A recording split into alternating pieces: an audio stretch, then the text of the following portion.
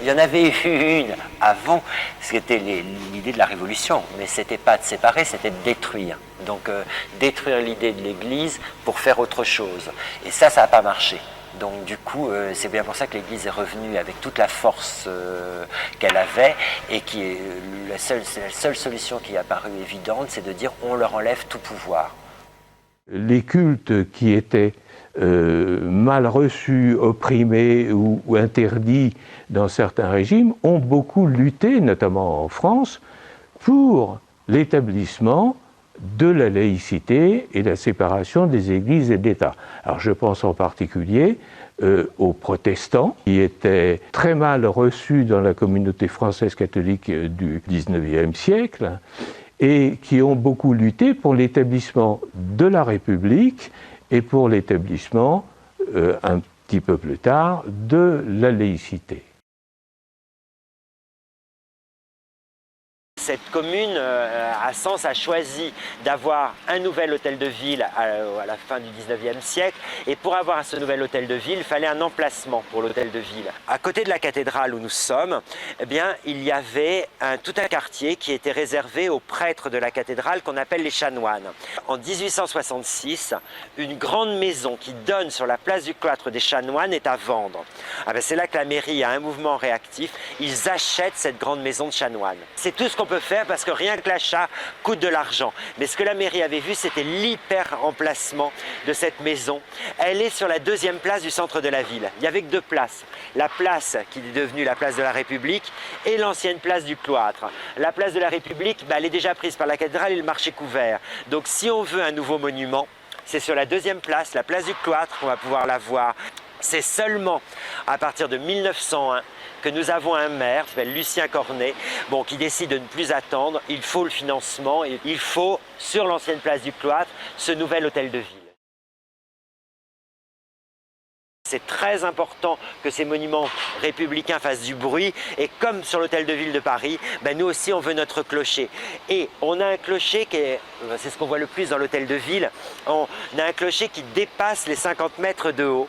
Et ça, c'est peut-être parce qu'on est vraiment en lutte avec la cathédrale qui n'est pas loin, qui elle aussi a un clocher. Alors bien sûr, le clocher de Sens culmine un petit peu plus haut. Donc on voit qu'on a deux monuments particulièrement importants. Donc en fait, ce qu'avait bien compris la municipalité, c'est que si on mettait sur le flanc nord de la cathédrale l'hôtel de ville, cette route, quand on viendrait de Paris, le premier bâtiment que l'on allait voir, ce serait l'hôtel de ville. Et donc du coup, on rentre tout de suite dans une ville républicaine et non pas dans la ville de l'Ancien Régime, ce qui se serait produit si on tombait directement sur la cathédrale. C'est pour ça que c'est un emplacement de premier choix que la municipalité ne voulait pas laisser passer. Il va être inauguré en 1904, 3 avril, c'était le dimanche de Pâques 1904. Et pour cette inauguration, le maire de Sens, qui s'appelait Lucien Cornet, a choisi une personnalité. Alors c'est un ministre qui s'appelle Camille Pelletan qui est venu inaugurer l'hôtel de ville. Un ministre qui était en plus assez emblématique. C'est un ministre qui a des discours très très violent en fait, parce qu'on est dans des années difficiles entre 1901 et 1905. On est en train de préparer une loi qui va être très importante pour nous, qui est la loi de séparation de l'Église et de l'État. On n'a pas bien réussi tout au long du 19e siècle à gérer ce problème de l'Église en France qui reprenait trop de pouvoir. C'est pour ça qu'on va programmer cette loi. Et un des champions, c'est le fameux Camille Pelletan. Donc venir dans une ville où il y a une cathédrale, alors là, ça lui faisait très très plaisir. Ça veut dire que le discours qu'il va prononcer à l'extérieur, c'est un discours qui encense complètement le nouveau bâtiment qui est le bâtiment de la République et qui dénigre un petit peu la cathédrale, qu'il ne considère que comme un monument du passé, en disant que le présent et le futur, c'est l'hôtel de ville. C'est donc une loi qui a obligé l'Église à ne plus du tout avoir d'interaction sur l'État. Et ce qui a été le problème en France très longtemps, ce qu'on a pensé être un problème, c'est que l'Église avait trop la main mise sur les affaires publiques et qu'il fallait les éloigner impérativement du pouvoir. Alors c'est ce que la Révolution française avait voulu faire, mais au XIXe siècle, l'Église avait regagné du pouvoir. C'est ce qui fait qu'au début du XXe siècle, on a mis en place cette loi qui va être adoptée en 1905, qui sépare complètement le pouvoir de l'Église du pouvoir de l'État. Et en fait, il n'y a plus de pouvoir pour l'Église. Ça ne confie le pouvoir qu'à l'État.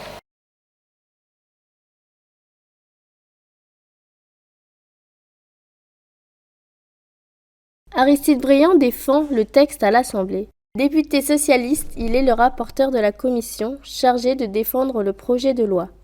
Il doit convaincre les modérés de droite et de gauche de voter le texte. À la tribune, il s'oppose aux cléricaux, partisans d'un pouvoir fort de l'Église, mais aussi à certains socialistes qui souhaitent une destruction complète de l'Église. Homme de la synthèse, Briand parvient à ses fins grâce à ses talents d'orateur. La loi est adoptée et promulguée le 9 décembre 1905. Les églises et l'État sont désormais séparés. Le point de vue de l'Église, il était simple, hein. On ne veut pas de cette loi. L'Église n'a pas très bien réagi, mais cela dit, a été complètement impuissante. L'Église perd tous ses privilèges, et c'était pas tant que la perte des privilèges encore, mais c'est aussi la perte de tous les biens financiers. Même s'il y a eu un peu de résistance, l'évêque est sommé par l'État, par l'intermédiaire du préfet, de remettre la liste de toutes les propriétés de l'Église locale. Donc même si on traîne un peu les pieds, on est rappelé à l'ordre, il faut remettre cette liste. La religion chrétienne, elle est importante encore pour les gens en 1905. Donc dans une petite ville, il est évident qu'il y a une grande partie de la population qui ne comprend pas très bien les enjeux et qui n'aime pas qu'on touche aux gens qu'ils avaient l'habitude de respecter. Et en fait, ça s'est terminé par un petit scandale local lors de la remise de l'inventaire par Monseigneur Ardin, donc l'archevêque de Sens, à l'État. Il y a eu une bousculade dans la foule. Et cette bousculade a amené à ce que 2 policiers soient molestés et par 2 personnes, dont l'un est le cocher de l'archevêque, qu'on va emmener manu militari en bas de la grande rue, là où il y a les prisons et le tribunal. Et en fait, ça menace tellement de dégénérer que là, il est impossible de faire ce qu'on appelle une comparution immédiate. On a tellement peur de la réaction du public qu'on n'a pas souhaité faire ça et qu'on a attendu 3 jours que la tension s'apaise pour pouvoir les juger. Et donc, malgré tout, il y a une tension quand même. Quand on en est à avoir peur d'une émeute dans une petite ville, c'est qu'on ne touche pas aussi facilement que ça au privilège de l'Église. Ce conflit s'apaise relativement tôt et on voit que finalement les gens vont très bien s'adapter à cette loi de séparation de l'Église et de l'État. Alors l'Église, elle a peut-être du mal à s'adapter, mais en fait ça ne change pas grand-chose pour le public. Ça n'a pas changé la vie des chrétiens. Ça ne concerne que les gens de l'Église, en fait. C'est pour ça que ça s'est bien passé. Tant qu'on ne leur enlève pas leurs prêtres, et qu'on ne touche pas leurs églises, et qu'on leur dit qu'ils pourront rentrer dans les églises, qu'ils auront les mêmes messes, finalement, ça n'a pas eu un impact colossal. On ne pourra jamais établir scientifiquement, par exemple, que Dieu existe. On peut le croire, hein, on a le droit de le croire. Mais on ne peut pas l'établir scientifiquement. Et d'ailleurs, on ne peut pas non plus établir scientifiquement que Dieu n'existe pas. Donc on voit bien que c'est une affaire de choix. Quand on dit que quelque chose est laïque, on comprend que ce n'est pas religieux. Hein. C'est un principe de droit politique pour justement faire face au fanatisme. C'est important aussi de montrer que dans l'esprit de la loi, il y a beaucoup moins une interdiction qu'une ouverture, l'ouverture à une liberté de l'exercice du culte. L'article 1, il dit que la République assure la liberté de conscience. Elle garantit le libre exercice des cultes. Donc ce qu'elle met en premier, c'est quelque chose qui est extrêmement positif, c'est la liberté. La République est neutre, ne salarie aucun culte, ne privilégie aucun culte, ne subventionne aucun culte, etc. Quelle différence, au fond, y a-t-il entre la tolérance et la laïcité? La tolérance, elle supporte très bien qu'il y ait une religion officielle d'État. Et il y a tolérance à partir du moment où cette religion officielle tolère qu'il y ait dans le corps social aussi d'autres religions. La laïcité, quand elle décrète la neutralité, dit il n'y a pas de religion officielle.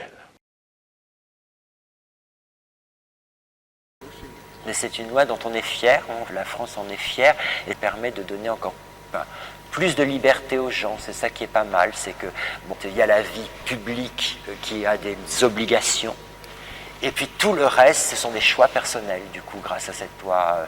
Donc ça veut dire que la fréquentation des églises ne repose que sur un choix d'un individu. On a toujours affirmé en France notre attachement à la laïcité.